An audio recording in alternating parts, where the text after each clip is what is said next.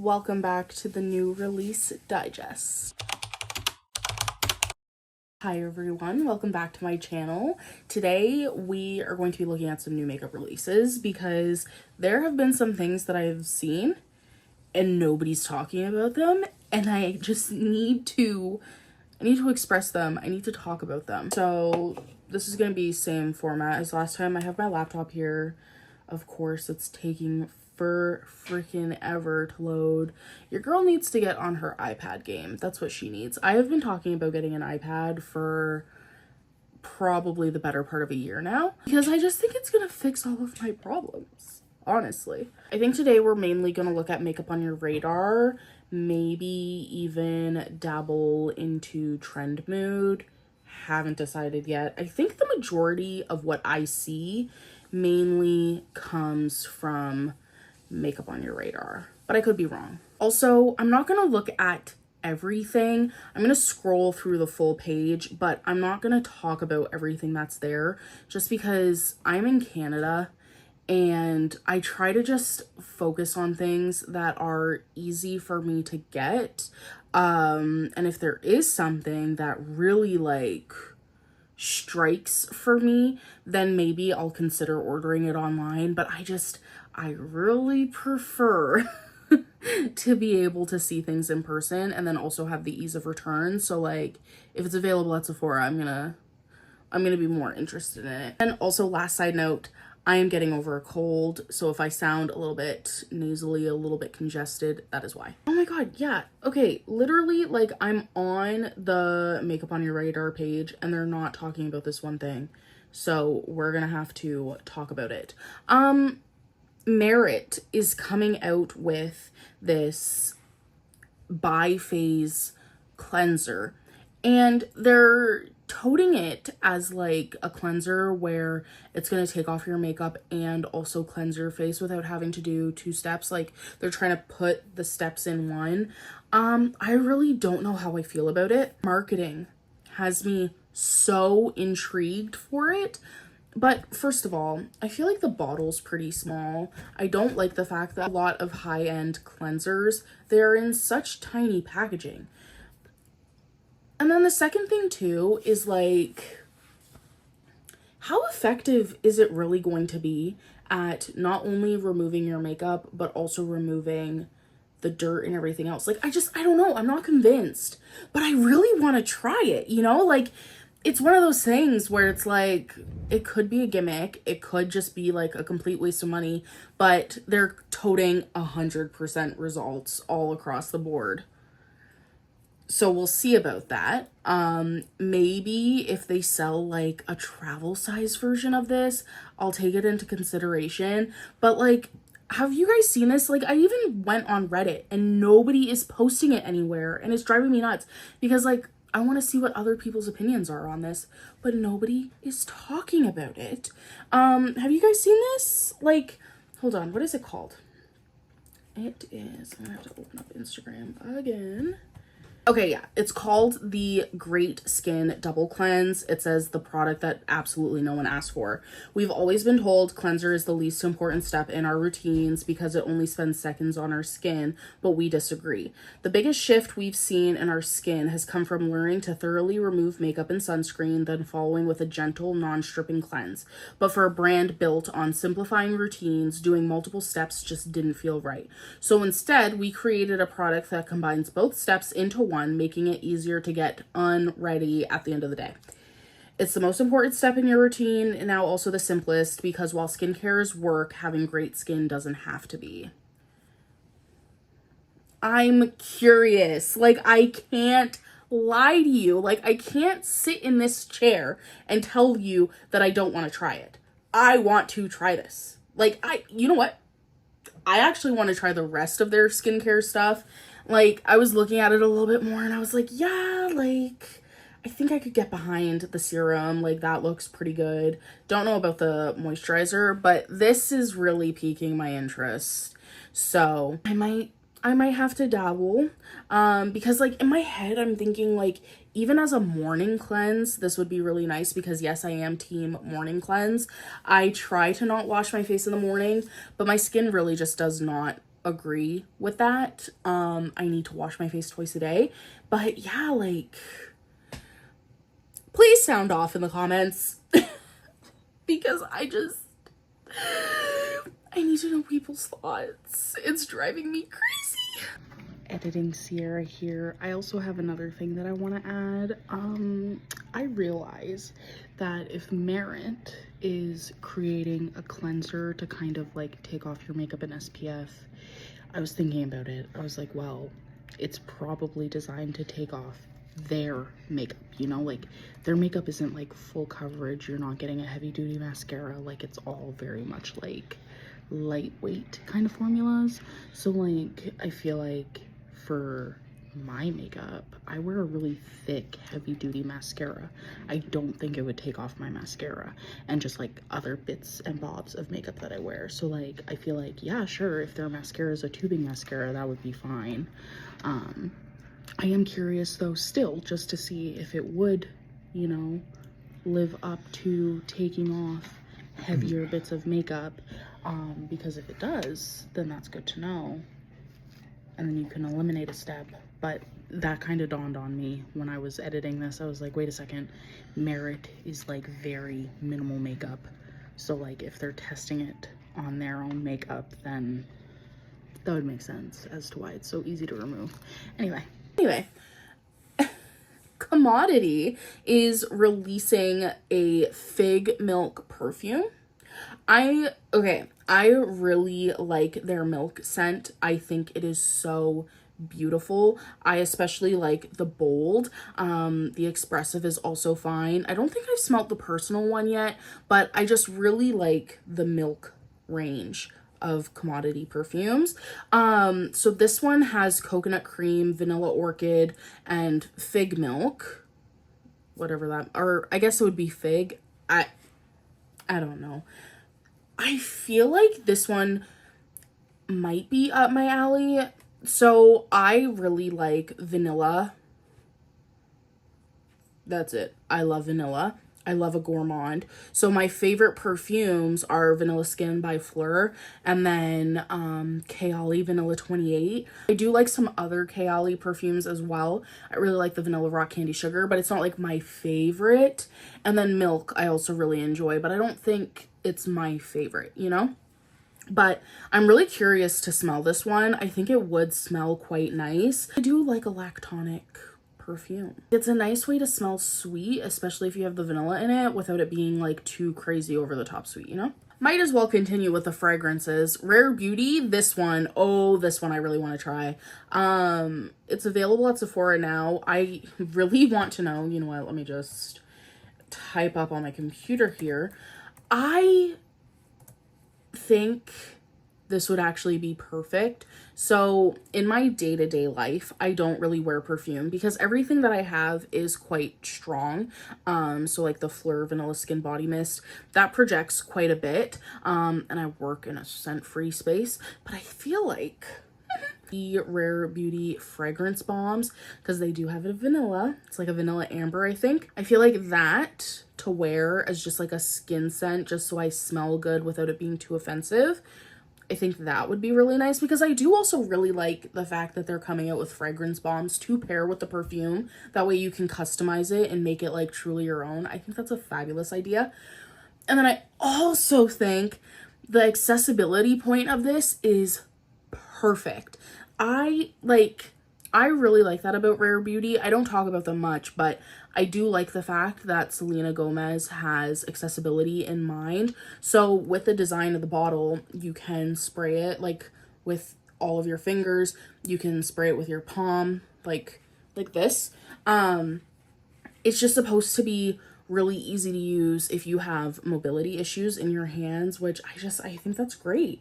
It is available at my store, so I will be checking that out. By the time this video goes up, I think I will have visited Sephora, so I'll insert my thoughts here. Hi divas, editing Sierra here. So I did go and smell the perfume. I smelled the perfume and then also the Amber Vanilla fragrance bomb. I'll start with the fragrance bomb. The fragrance bomb is like very, very faint. I did smell the Amber Vanilla one because that's really the only one I care about. I don't really dig florals all that much, and like woody, earthy scents aren't really my vibe either. When you smell it, so I expected to smell the tube and be able to like be hit right away with like an amber vanilla smell. I smelled petroleum and I was like, no, question mark, like I feel like, what are we doing here? And then I put it on my skin. It is so faint. Maybe I didn't put enough on. I feel like I put a decent amount on, but I don't know, maybe I just didn't put enough on. So that was like okay. And then the perfume itself, the only way I can describe this, and I wonder if anybody else shares the same sentiments, but like it has a perfume smell. Like, I don't know if you smell like something like a Burberry perfume or something like a YSL perfume. They all have, and I feel like it's probably the floral aspect of them.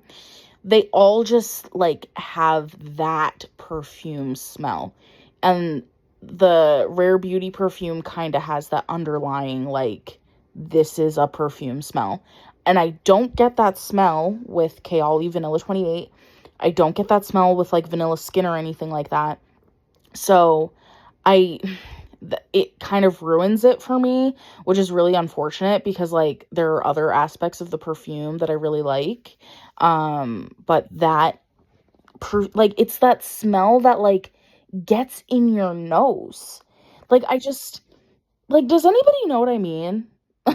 Because I feel like anytime I think about it, I just feel like I don't make sense in that regard, but that's the best way that I can describe it. Anyway, I will be passing on this. I think I'm going to just stick to Fleur Vanilla Skin. I would like to buy the actual perfume instead of just have the body mist.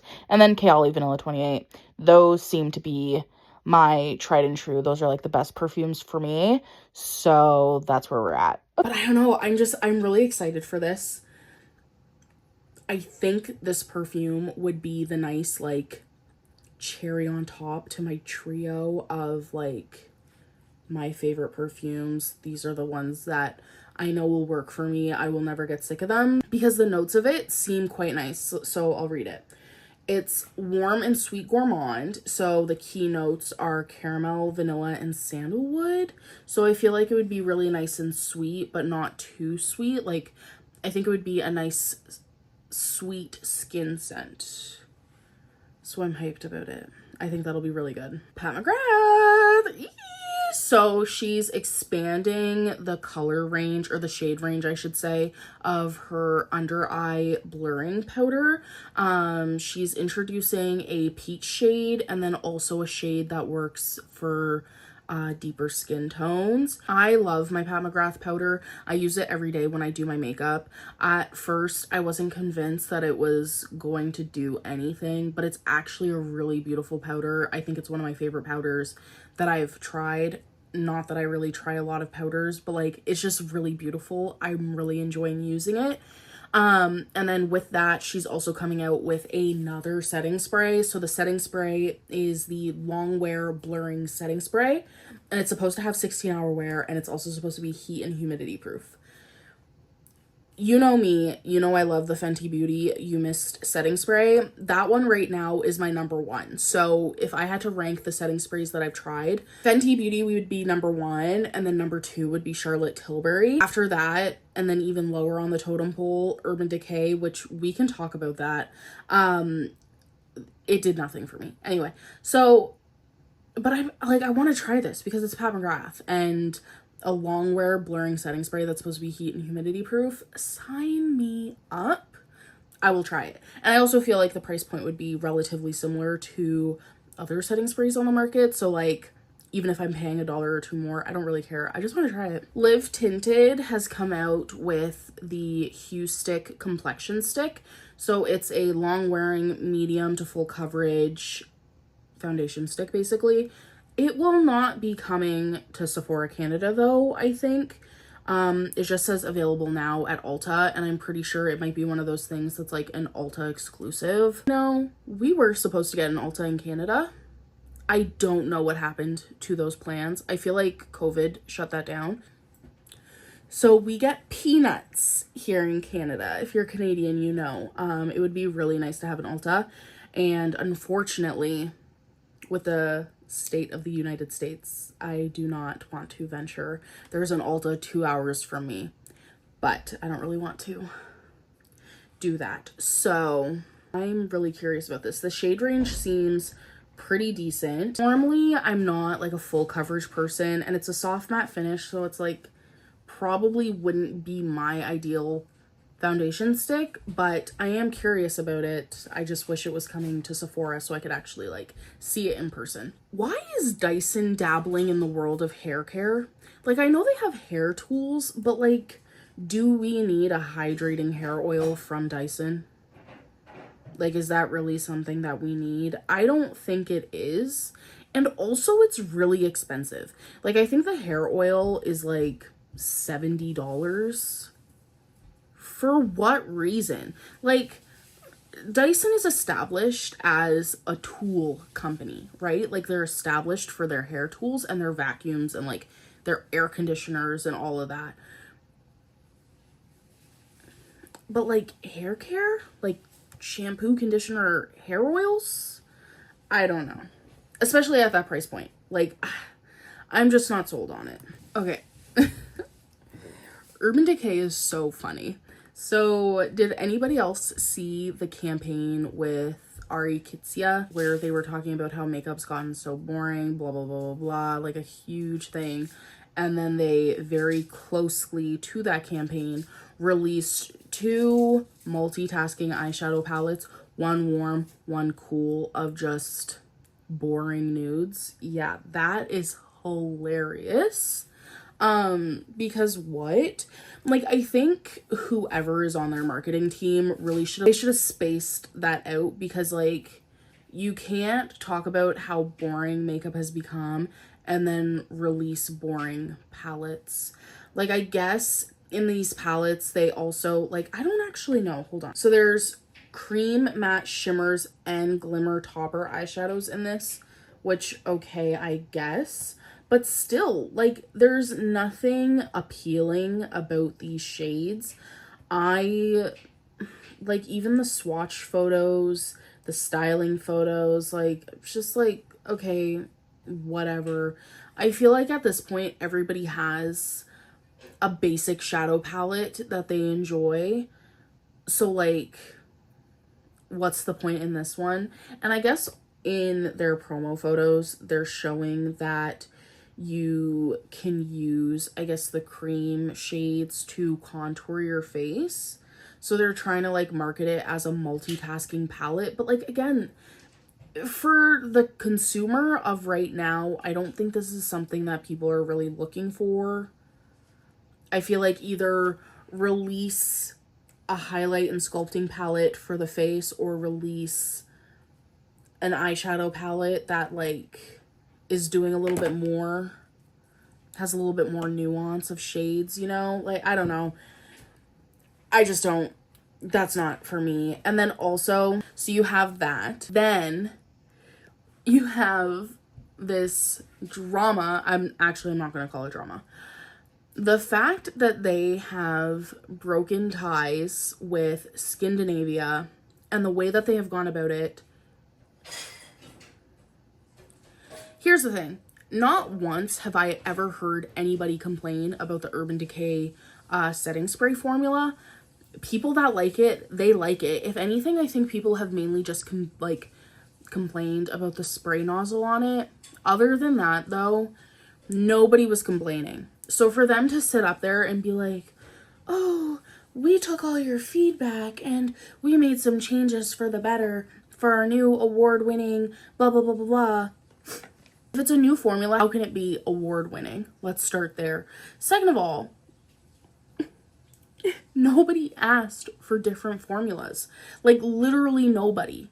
Okay? And then I also saw the owner of Scandinavia like talking about how everything went down and how the partnership just got like broken up completely without any actual discussion.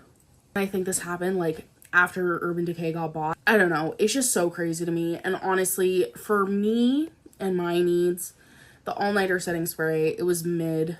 but apparently the Scandinavia like bridal setting spray is like the best setting spray. So if I was to go that route of finding a setting spray that wasn't Fenty or the Pat McGrath, I would just go to Scandinavia and get the bridal setting spray.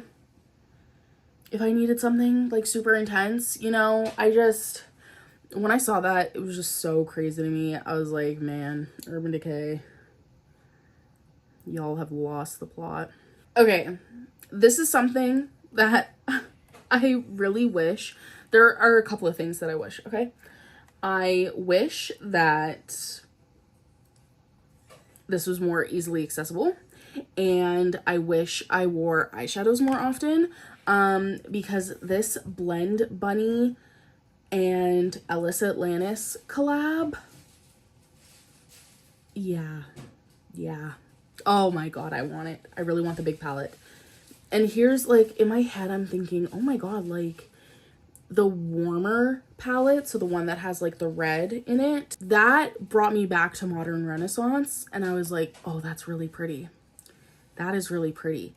But then you look at the other side with the purples, and I don't really wear purple, but it's just, it is so beautiful. I really like the fact that when they designed this palette, they like made it so that if you didn't want the full pan, like the full palette, you could get half of the palette, and they split the palette so it was like, if this is what tickles your fancy, you get these shades, but then if this is what tickles your fancy, you get these shades. I think that is so genius. I think more companies should do that, honestly. And then the shimmer shades. Those shimmer shades. Wow. Wow, wow, wow. And this is probably USD, but even Canadian, I feel like these seem pretty affordable. So the 30 pan palette is $42, and then the 18 pan shimmer palette is $48. And then if you just wanted to get the 15 pan, that's, wait, what? $21? That's USD, by the way. I'll convert and I'll put the Canadian prices later. I feel like that's really cheap for an eyeshadow palette. I mean, I'm not complaining, but that is like, these palettes are so beautiful. But alas, I do not wear eyeshadow like that, so it would really just be a waste. Who's at my legs? Ugh. Say hi to the people of YouTube. Say hi, YouTube. This is prosciutto. This is my firstborn son. How old are you, baby? I think he's 5 or 6. I've had him since he was a little baby. And he is such a mama's boy. He would probably sit up here with me for a few minutes while we... Oh my god. So much cat hair. Oh. Cannoli just walked in. So, she won't let me pick her up though. Okay, how about you get down? I went to go grab her and she's like, absolutely not, mother. Oh my god, when I saw this, I was thrown all the way back. So Fenty Beauty, I completely forgot that they had these. They're doing a shade extension of the Stunna lip paints. They're releasing 3 new shades and they're nude. So there's a rosy mauve nude, a chocolate brown nude, and then a peachy nude. I remember this formula being really nice. I really like the chocolate brown shade. I think it's really pretty. I used to wear a brown lip a lot back in the day, which is so surprising to me. I used to love bold lips. I once wore the Kat Von D blue lip. I wore that to work once. I worked in retail, but I loved it. That was my jam. But I remember this formula being really good. And I used to have, what shade is it? Is it called Uncensored? I think is the one that's the red shade. I had it. So beautiful. Really pretty red. I should maybe check those out again because they were really nice. But I also do have reds that I need to wear, so. But if you're looking for red lipstick, there's supposed to be a universal red, so everybody should be able to wear it. Releasing the Diamond Bomb again.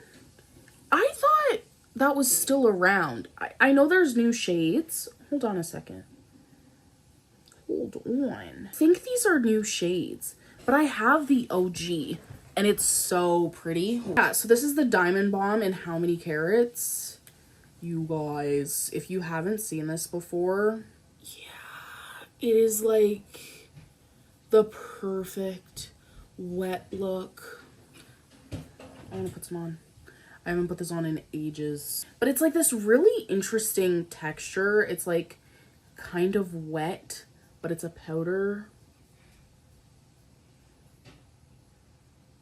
I feel like since this is so old, the formula has probably changed. Like, I maybe shouldn't be putting this on my eyes, but YOLO. So beautiful. Wow. I'm so glad that this was brought back to my attention. Oh, we have another teaser from KJH. You guys, I promise I don't stalk her. She released new shades of her blushes, and then she fully teased now their multitasking shaper sticks.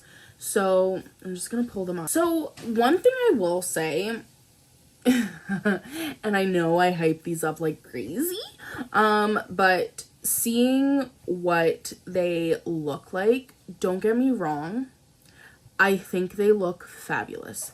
I think that they look great. The formula looks really good in the application, but my one complaint, she only is releasing 5 shades at the time, or at this moment. I don't know if she's going to expand the shades, but in her Instagram stories, she said that it's inspired by, she said it's like inspired by art and like sculpting. So the shades are like etch, engrave, forge, like that sort of thing. I think there might be 1 or 2 shades that would work for me, but they're very cool. She went the more like cool toned route, which is fine because if they're supposed to be for sculpting, then yeah, that makes sense. She really mainly uses them on her lips, and she like heavily applies them, you know? I really wish that she would have had maybe a couple more mid-tone brown shades. So I don't know. When she actually like rolls out the marketing for these, I'm curious to see what they're gonna look like on someone with deeper skin, because Katie is quite fair. So then I'll kind of know more about whether or not that these are something that I'm gonna get. Right now, I'm really loving Umber, the Reply Blur Lip Liner. So pretty. And you know what, it's funny because when I bought it, I was like, I could have just held off for the KJH release, but now seeing these swatches on her lips, I'm like, oh, maybe it's a good idea that I got Umber, because I think that is more the tone that I need versus what she's releasing. But I'll put the video and stuff so you can see. But yeah, I don't know. I will say it was a little bit disappointing. And then I think the last new item, because I've been scrolling. The last thing that we're going to talk about is Simi Haze being phased out of Sephora. Maybe it's being phased out of Sephora Canada. I swear I checked the brand's page like a month or 2 ago at Sephora. Or no, it would have been a couple weeks ago. And they still had like a fair amount of the products. And then I went to go check again just to see if their newest release was there.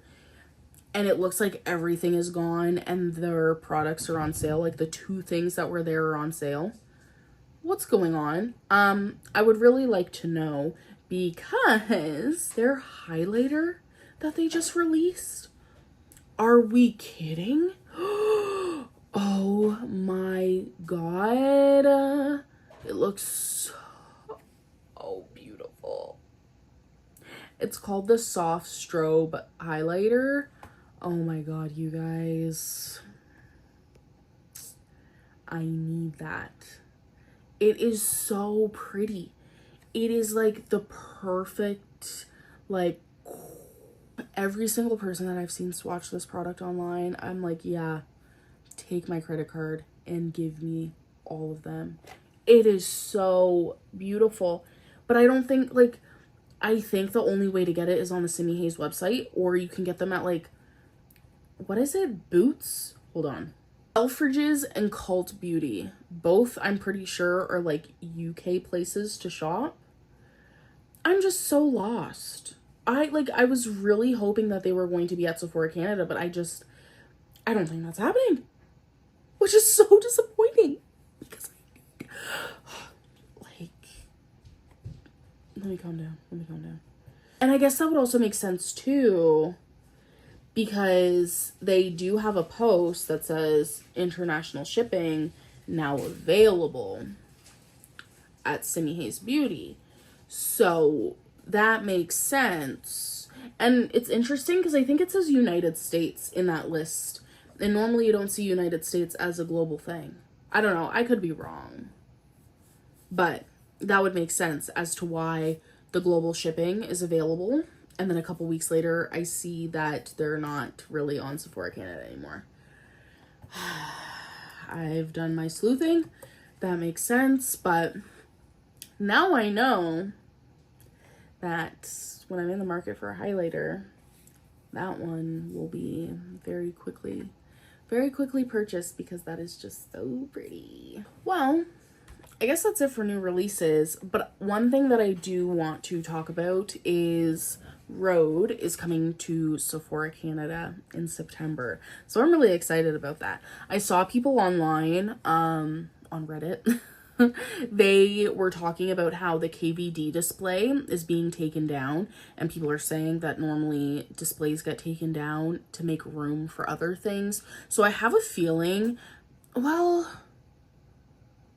no, because Rhode is also skincare.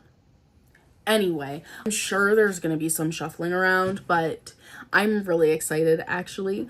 The more I was thinking about Rhode, I do want to try their products. I want to try their skincare. I really want to see what their blush is like in person.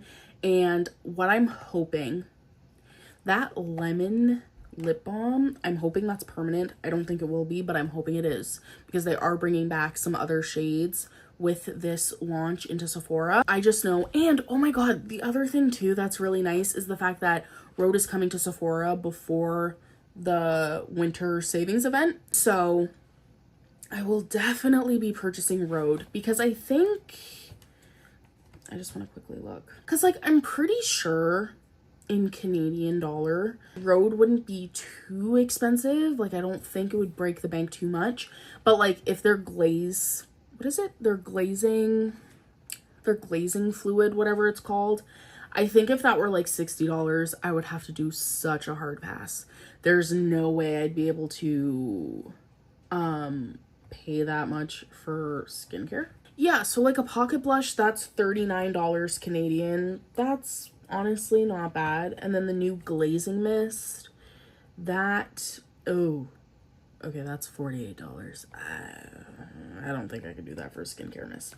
Let me look. Okay, it's called a glazing milk. Let me look at the glazing milk and see. Oh, $52.